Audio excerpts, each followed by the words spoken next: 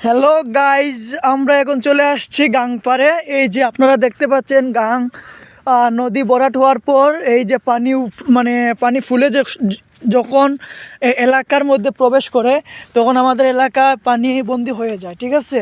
তো গ্রামের কিছু লোকজন বলতে জনি হচ্ছে গিয়ে আমাদের এলাকার মেইনলি কাজকর্ম সব করে থাকে।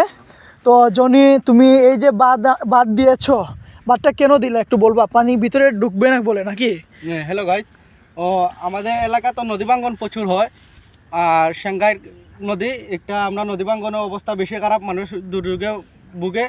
এইটার জন্য আমরা একটু বাঁধ দিয়েছি।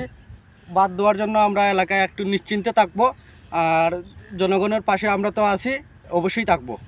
হ্যাঁ জনি, তুমি সবসময় জনগণের পাশে যে থাকবা, ঠিক আছে, এটা খুব ভালো কথা। এখানে তো অনেক খরচ হয়েছে, তাই না?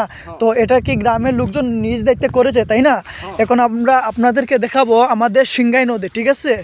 তো এই যে মানুষজন নৌকা দিয়ে মাছ মারতেছে, এই যে একটা আসতেছে, এই যে নদী ভাঙ্গন আপনারা দেখতে পাচ্ছেন।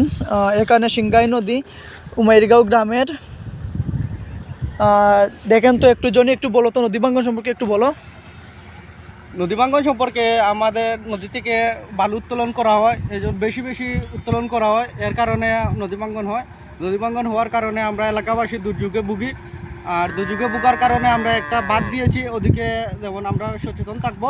আর রুশ যেভাবে নদী ভাঙ্গন ক্ষতিগ্রস্ত হয় সেদিকে আমরা একটু খেয়াল রাখছি।